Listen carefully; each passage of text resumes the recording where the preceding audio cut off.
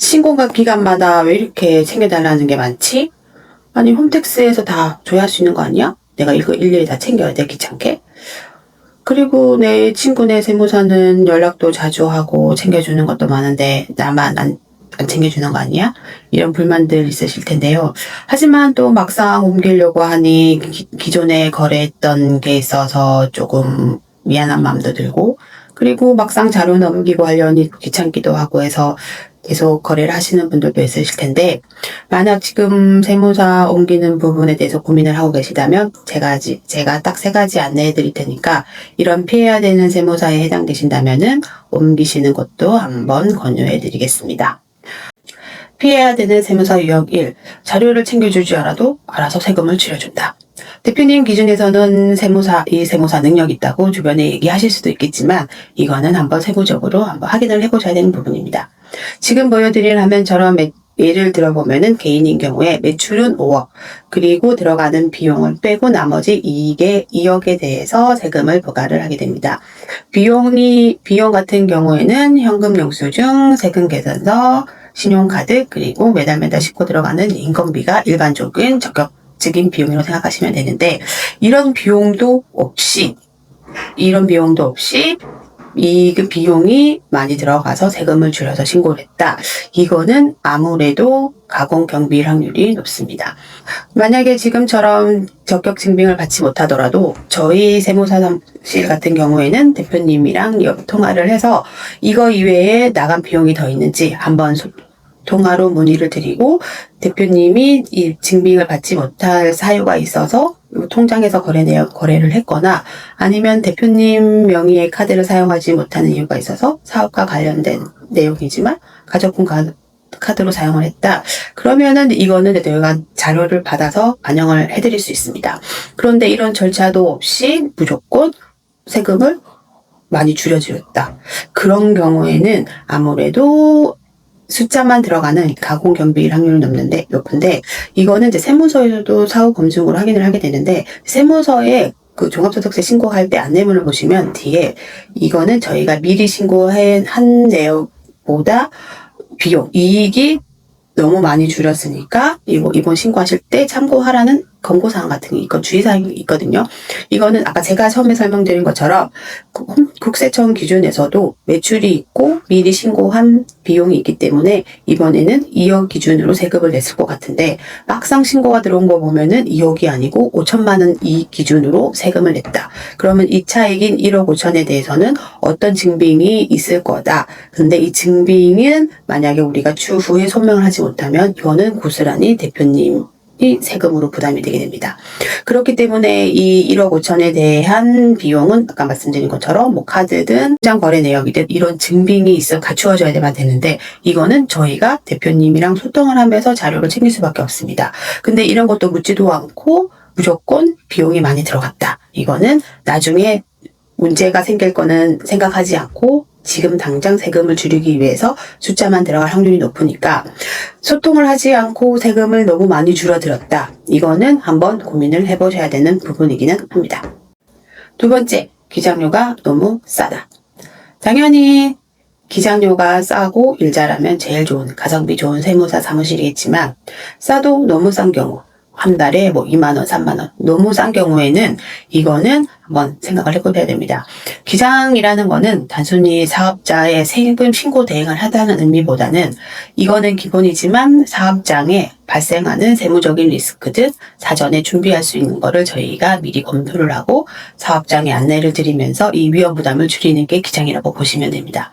하지만 이 기장료가 너무 저렴하게 되다 보면 저희 세무사 사무실도 사무실 운영을 해야 되기 때문에 직원들이 맡아야 되는 개수가 늘어날 수밖에 없습니다. 그러면 실무적으로 직원들이 할 수 있는 개수 한계가 있다 보니까 저희 사업장을 좀 꼼꼼하게 검토하기는 쉽지 않게 됩니다. 그러다 보면 어떤 부분이 문제가 되느냐.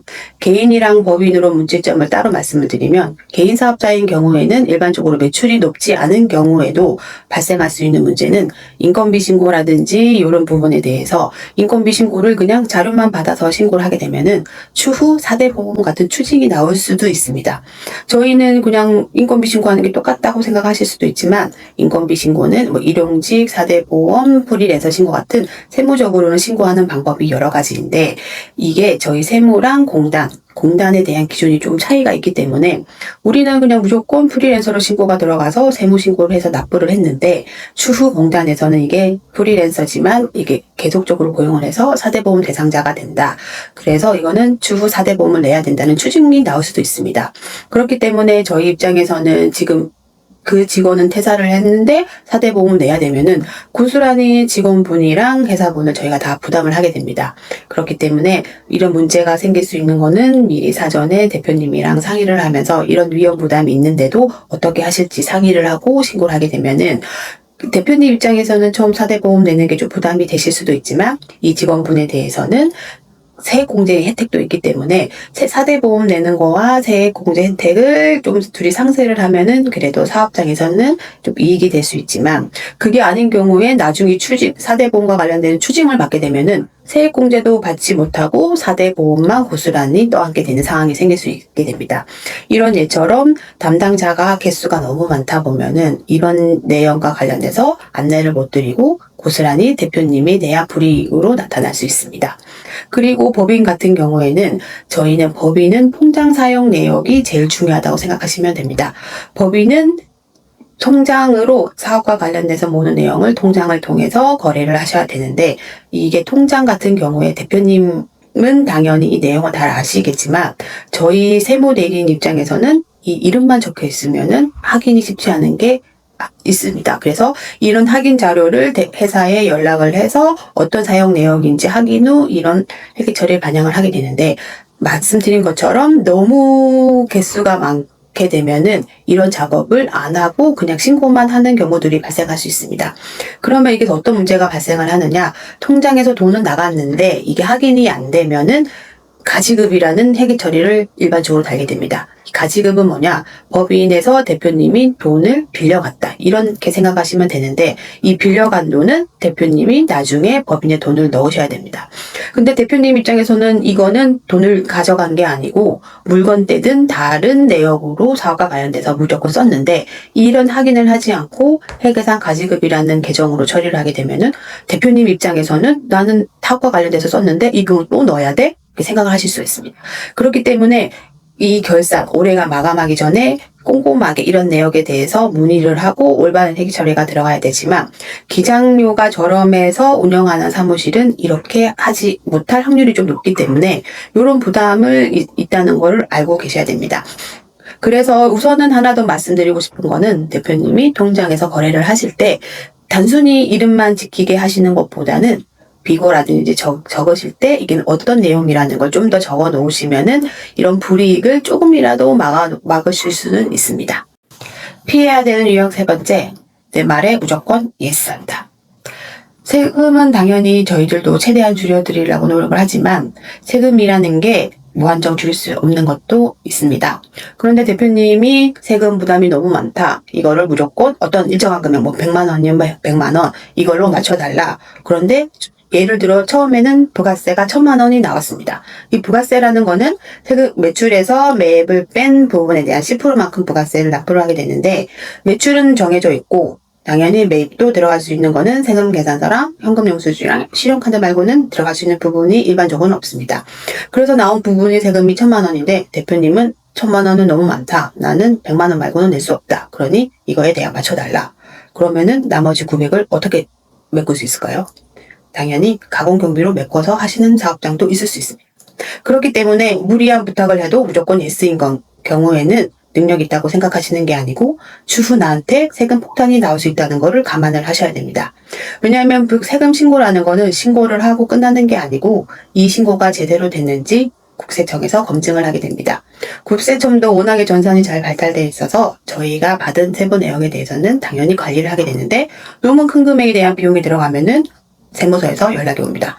어떤 내역으로 반영을 했는지 근거를 달라. 근데 세무사 사무실에서는 당연히 근거가 없을 확률이 높습니다. 그러면 이 차익만큼 당연히 대표님이 고스란히 세금을 내셔야 되지만 추가적으로 가산세도 더 내셔야 되기 때문에 이거는 지금 작게 냈지만 이거는 추후 더 많은 세금을 내야 되는 부담을 안고 계십니다. 그렇기 때문에 일반적인 세무사, 저희도 그렇지만 일반적으로는 너무 무리한 요구를 하시면은 해드릴 수 없다고 말씀을 드릴 수밖에 없습니다. 대신 저희가 최대한 미리 세금을 줄일 수 있는 거는 최대한 챙겨서 반영을 해드리지만 너무 무리한 요구에도 예스를 한다. 이거는 대표님의 세금을 나중에 이월시키고 더 많은 세금으로 돌려온다는 거를 생각하셔야 됩니다. 세금을 무조건 작게 내주는 세무사가 능력 있는 세무사다, 잘하는 세무사라고 생각을 하셨을 수도 있지만 세금은 문제 없는 범위 내에서 작게 내드리게 하는 것이 가장 좋은 절세일 수 있습니다. 이렇게 미리 문제 없이 사전에 세금 안내를 받으시고 직원과 소통이 잘 되고 대표님이 원하는 방향대로 먼저 연락을 드리는 세무사를 찾으신다면 저희 도담절세소로 연락을 주셔도 좋습니다.